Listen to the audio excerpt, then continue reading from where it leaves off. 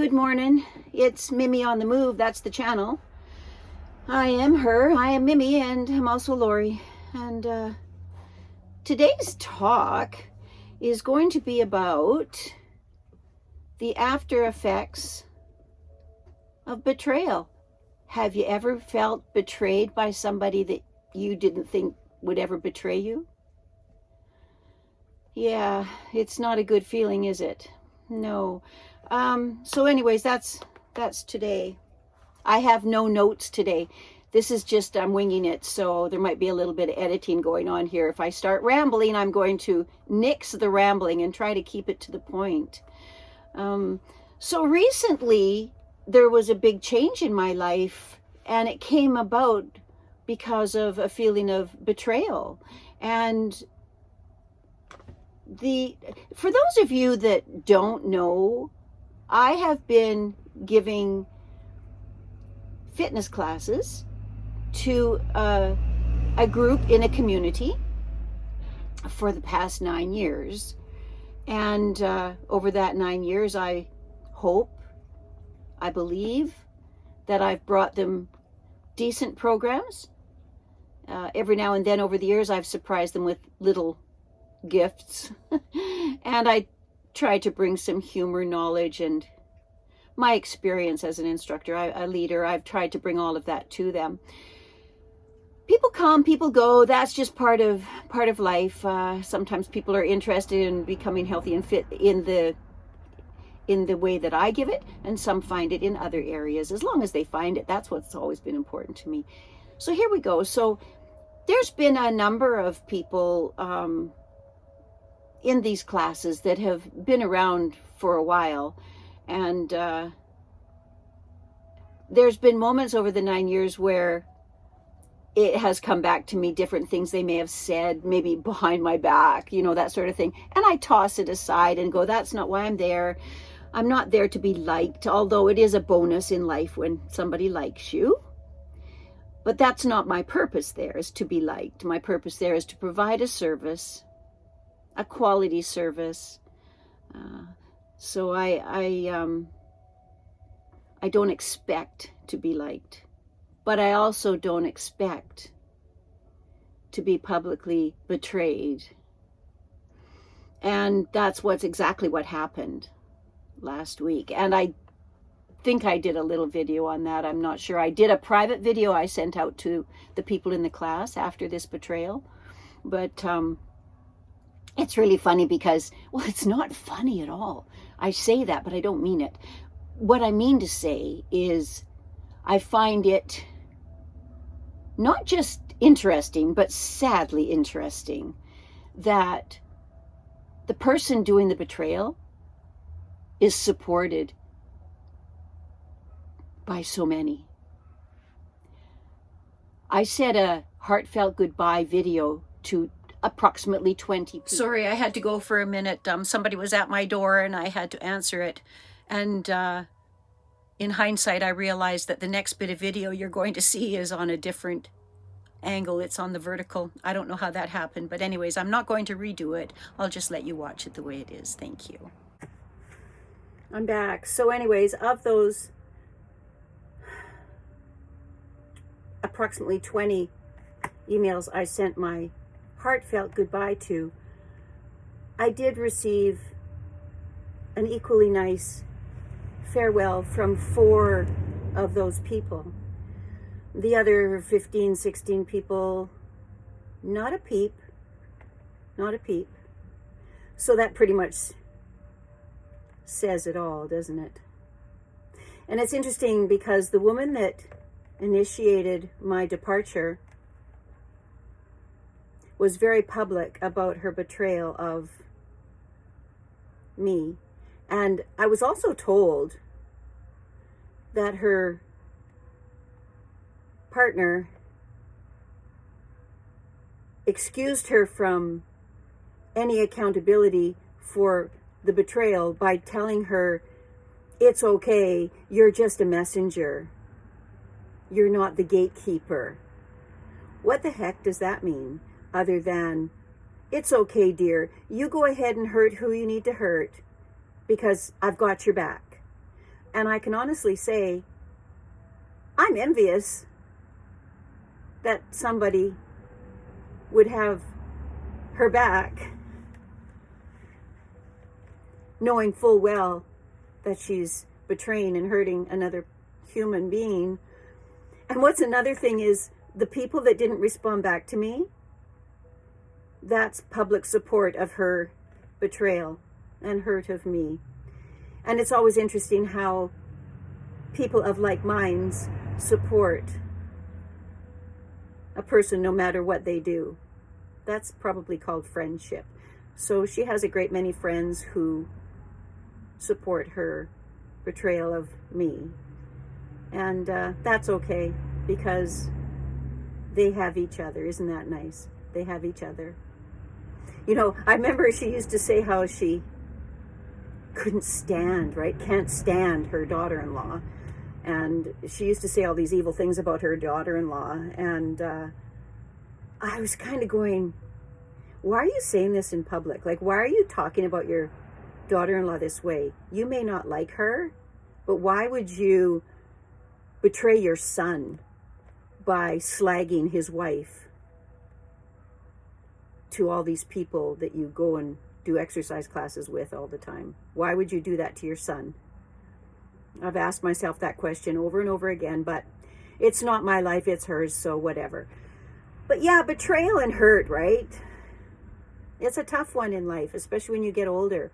So yeah, I walked away. I had to walk away because, like I said on a private video to these folks, once your pack starts turning on you, you better get the hell out.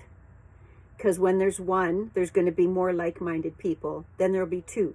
Then there'll be three, and so on and so forth. I wasn't going to stick around for that party.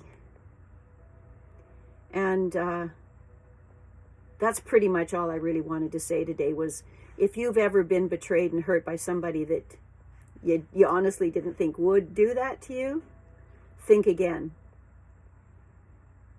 The person you least thought might do that to you is likely going to have the desire and ability to do that to you. So, yeah. It's quite ugly, isn't it? It's quite disgusting. But we rise above it if we can, and I'm going to do my best to rise above it, because I actually genuinely cared for every single one of these people in that class. I'm the most naive person I know. Like, what is wrong with me that I cannot see what people are capable of? I just go around willy-nilly believing in them.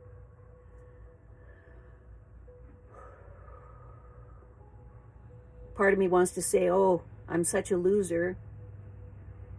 But if I say that, I'm just falling right into their hands, because they already believe that about me. So I must not tell myself I'm a loser. Even if I feel it when I'm betrayed, it's almost like it's confirmation that I'm a loser if they betray me. Do you ever feel that? It's really, and I know from the intellectual side of me that when somebody publicly betrays you that way and knowingly hurts you, it's supposed to say more about that person than it is about you. So that's what I'm trying to wrap myself around right now, is to remind myself that this attack on me is not about me. I have to remember that. I have to remember it's because she wanted to. She wanted to publicly show her distaste for me. She wanted publicly to show people that she can powerfully hurt me after I've given her 9 years of my life in those fitness classes, along with those other 18 people or 19. They all come at different times and days, so they don't all come to one class. But those people that did respond and reply to me and tell me bye-bye and all that, thank you, thank you, thank you, thank you. I know I'm sounding very jaded. It's because I am. I am jaded right now. I want to do payback. I want to let karma take its course. I want to do all these things, but I'm not going to do anything except put this video out, because you know why? There is so many other people in my shoes that have been betrayed and hurt, and they won't say anything. They won't stand up for themselves because they do feel like a loser. Well, even though I'm trying to overcome that feeling right now, let me just say to you, intellectually, I know that I'm not a loser. And neither are you. If you have been in my shoes, you are not a loser.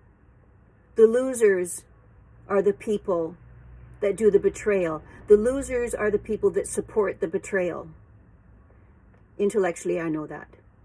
So I'm going to wrap my head around that for the next couple of days and try to get past it. And we all know that we'll all be okay. We will all be okay, no matter what people do to us. We only get things done to us if we let them. So I have to get past that. I have to get past letting her have the power to hurt me this way. And my next video hopefully will be much better. In the last few days, I've written a couple of songs, and I will get on with those songs as well. Sometimes my songs are my best way of communicating because they come straight from my heart, straight from my experiences. And once I can get music put to them, I will share. Until then, oh my gosh, love is all that counts.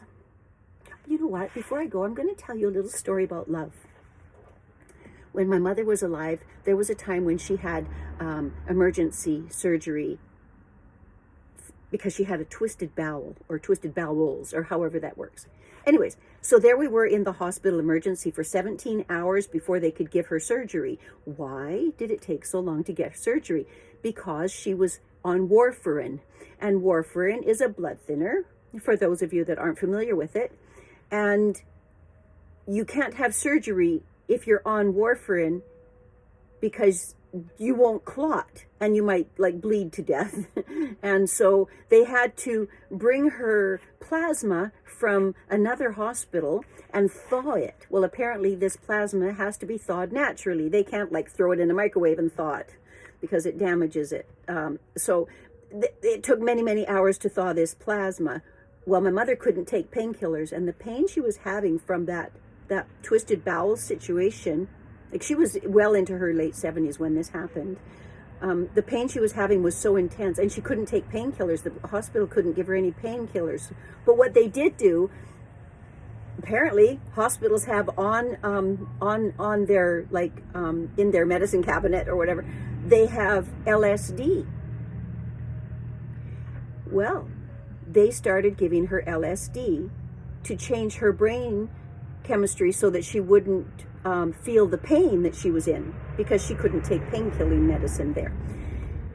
And the doctor told me they always have LSD for people like her that can't take painkillers and they're in excruciating pain, waiting for surgery. Well, what was interesting, because I'm a product, like I was born in the 50s, but in the 60s I was a teenager, and LSD and MDA and all that was everywhere. I did not take it, but it was out there, and we all learned about LSD and the love generation and all that, Woodstock and all that stuff. Okay, so they were, every 20 minutes they would give her an injection. Well, they had a thing in her arm, and they just would, insert the LSD. And there was my mother in her like late 70s, and she would look up at me. I stayed with her the whole time. She'd look right up at me and she'd go, "Honey, it's all about love." And she kept saying that. Love. Every time they gave her an injection, she told me life is all about love. And I guess that really stuck with me, because that was true to her in that moment. And every 20 minutes we just talked about love until they could take her up for surgery, until the plasma was ready for her. And yeah, there's too much medical stuff to go into about it, but let me just say, what I was watching with her was every LSD injection, she went into this love thing, which took me back to the years of the 60s, when they called the 60s the love child generation, because there were so many young people taking LSD and whatnot, and Woodstock and all that. It was all about love. And she just like confirmed that that's what that drug does. It makes you feel love. That's all I'm trying to say. So why did I try to say that?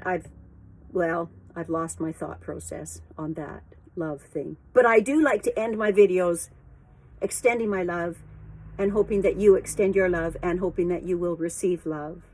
I do always believe in that, and maybe that was from that day, realizing how life is based on love.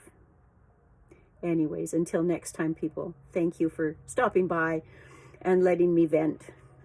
Take care.